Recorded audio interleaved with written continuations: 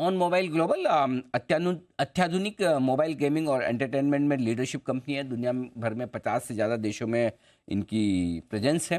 Customer first mobile gaming products बनाने पर company का पूरा फोकस है। मुलाकात करेंगे कंपनी के एमडी और ग्लोबल सीईओ संजय बावेजा साहब हमारे साथ कार्यक्रम में शामिल हो रहे हैं। आप सीए हैं, आईसीडब्ल्यू है और दुनिया भर में कंपनी के मर्जर एक्विजिशंस की जिम्मेदारी बावेजा साहब के पास है और 2015 से कंपनी के बोर्ड पर डायरेक्टर के तौर पर है ही। फ्लिपकार्ट, टाटा कम्युनिकेशन जैसी दिग्गज कंपनियों के साथ भी आप रह चुके हैं। बावेजा साहब, बहुत बहुत स्वागत है सर आपका।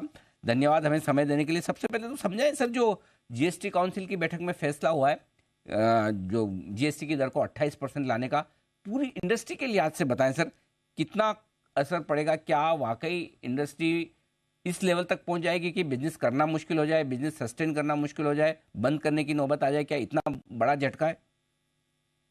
नमस्कार, मुझे अपने प्रोग्राम में बुलाने के थैंक यू लिए। सर जी। जीएसटी काउंसिल का अपना मत है, उसमें उनको उनके साथ क्या कन्फ्रंटेशन है, बट बड़ा क्लियर है कि उन्होंने डिफरेंशिएट नहीं किया, पता नहीं क्यों, कि जो एक रियल मनी गेमिंग होता है और एक जो कैजुअल गेमिंग होता है उसको उसको उन्होंने डिफरेंशिएट नहीं किया। वो बड़ी हैरानी की बात है हमारे लिए तो। पर हाँ, इसका इम्पैक्ट तो ये तो वो बात है कि भाई सावन आया है तो भीगेंगे तो सारे, सो थोड़ा इम्पैक्ट तो सब पे रहेगा, इसमें कोई डाउट नहीं है। पर जो रियल मनी गेमिंग इंडस्ट्री है उन पे थोड़ा ज्यादा इम्पैक्ट होगा, बिकॉज उसमें लोग पैसा लगाते हैं और उसके बाद उसमें वो जीत पाते हैं और वो सब होता है, तो उस पर इम्पैक्ट काफी ज्यादा रहेगा। बंद करने की नौबत आएगी ऐसा तो मैं नहीं मानता। और जैसे हमारा कंपनी है उसमें हमारा इम्पैक्ट बहुत ही कम है। कम इसलिए है कि अब तो हमारा फोकस रहता है कैजुअल गेमर्स पे, और कैजुअल गेमर्स वो हैं जो गेम को गेम की तरह से खेलते हैं 5-10 मिनट के लिए। और एक बात और भी जो गवर्नमेंट को देखना चाहिए था, अभी तो स्टडी भी कितनी आ गई है कि जो हमारे जो माइंड गेम्स जो हम इस पे मोबाइल पे लोग खेलते हैं वो बड़ी स्टिमुलेटिंग होती हैं। वो एक्चुअली पॉजिटिवली इम्पैक्ट करते हैं कि ताकि बीमारी जो अल्जाइमर्स वगैरह हो उनको ना हो, वो उस तरह से भी स्टिमुलेट करती है माइंड को। तो एक बहुत ही डिफरेंट तरह का हमारा फोकस है। कैजुअल गेमिंग वो लोग जो 5 से 10 मिनट तक खेलते हैं, हमारा फोकस वो उन लोगों पे नहीं है जो बिल्कुल गेम को ऐसे करें कि उसमें वो टू इक्वेट हमारी गेम विद कसिनोज, वो एक थोड़ा ज्यादा ही वो इम्पैक्ट हो गया। बट हमें हमें फर्क इसलिए नहीं पड़ता। एज अ कंपनी हमारा सिर्फ 15% रेवेन्यू इंडिया में है, पहली बात तो ये। ओके। दूसरा, जो हमारा ग्रेटिफिकेशन है जिसको हम प्राइज मनी कहते हैं, प्राइज के तौर पे लोगों को देते हैं जो थोड़ा, वो सिर्फ 4-5% रहता है। सो हमारा कोई बहुत बड़ा बड़ा प्राइज हो ऐसा ऐसा कुछ नहीं है। हमारा बड़ा छोटा प्राइज रहता है, छोटा प्राइज मनी होता है।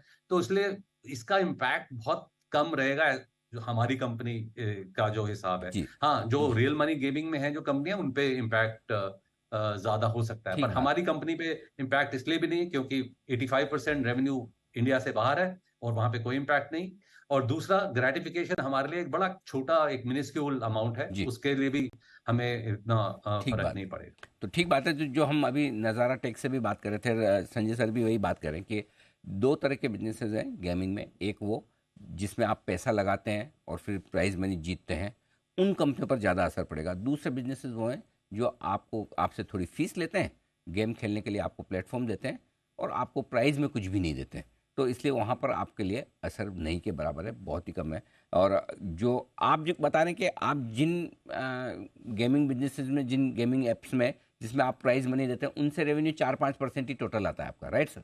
नहीं नहीं, मैं नहीं कह रहा। मैं कह रहा हूँ कि हमारे जो गेमिंग जो हम करवाते हैं, जो हमारा हमारा तो सब्सक्रिप्शन है, हमारा B2B बिजनेस है, सब्सक्रिप्शन रेवेन्यू है। हम टेलीकॉम ऑपरेटर्स के थ्रू डील करते हैं, तो वो करेक्ट। जो रेवेन्यू जितना हम लेते हैं हम्म उसका सिर्फ 4-5% ही हम ग्रेटिफिकेशन देते हैं। हम्म। मतलब प्राइस उस जो हमारे रेवेन्यू का सिर्फ 3-4-5% रहता है, तो बहुत ही एक छोटा अमाउंट उसमें जाता है। हम्म। और उस पे भी अगर इम्पैक्ट होगा तो थोड़ा बहुत होगा, बिकॉज काफी सारे ऐसे तो वो होंगे कि जिनका अभी रूल्स वगैरह आए नहीं है कि एक थ्रेशोल्ड अमाउंट होगा कि इससे ज्यादा में ही देना पड़ेगा। अगर वो थ्रेशोल्ड हमारा उससे भी कम हुआ तो लोगों को ग्रेटिफिकेशन बहुत कम होगा और जीएसटी का शायद इम्पैक्ट इतना हो ही ना। सो हम्म। और क्योंकि हमारा ज्यादातर 85% रेवेन्यू इंडिया से बाहर है, तो वो भी एक इम्पैक्ट अच्छा। बिल्कुल नहीं आएगा हमारे उसमें। भावेजा साहब, अब आपकी कंपनी के बारे में बात करें। देखिए, आपका पिछले क्वार्टर का रेवेन्यू 125 करोड़ के आसपास, ब्रॉडली मैं समझो कि आप साल भर में समझो 500 करोड़ का रेवेन्यू करते हैं। जो मार्केट जी का अंदाजा है कि आपका गेमिंग बिजनेस आगे चलते हुए इतना बड़ा हो जाएगा कि जितना बिजनेस आप यहाँ से कर रहे हैं उतना तो हो गई, हो सकता है 500 करोड़, 1000 करोड़, 2000 करोड़ तक भी आप आगे चलते हुए पहुँच जाए।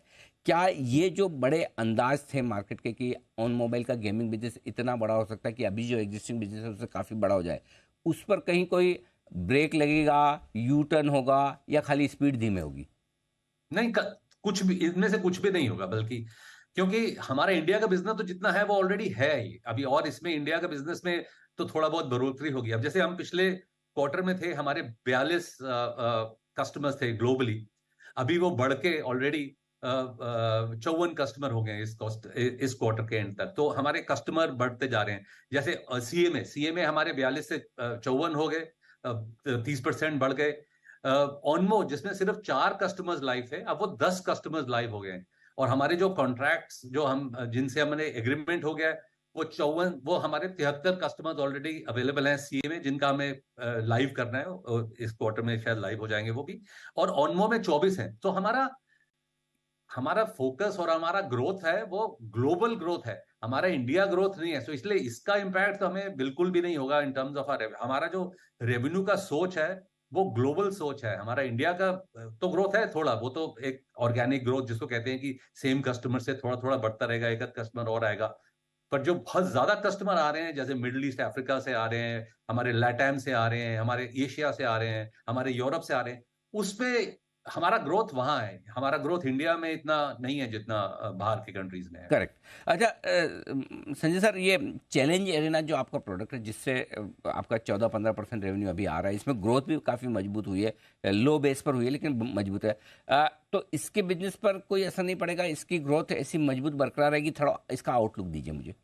हाँ बिल्कुल, इस जीएसटी के का कोई इम्पैक्ट नहीं है। बहुत ही मिनिस्क्यूल अगर होगा तो बिल्कुल भी नहीं, मतलब किसी भी नंबर में वो दिखेगा नहीं, ऐसा इम्पैक्ट होगा सीए पे भी। और ऑनमो जो हमारा दूसरा गेमिंग प्रोडक्ट है, जो अब तेज होने लगा है, जैसे मैंने बोला 4 से वो 10 हो गया है, और वो रेवेन्यू भी उसका बढ़ना चालू हो जाएगा। सो वो भी अब इम्पैक्ट उस पे भी नहीं है। सो गेमिंग के हमारे प्रोडक्ट्स पे कोई इम्पैक्ट नहीं है जीएसटी के उसका।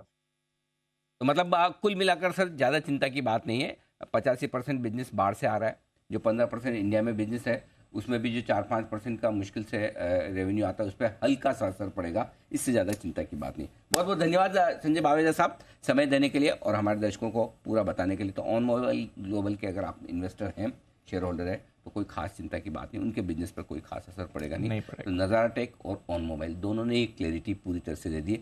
अब डेल्टा कॉप से क्लैरिटी लेना बाकी के ऊपर कितना असर पड़ेगा।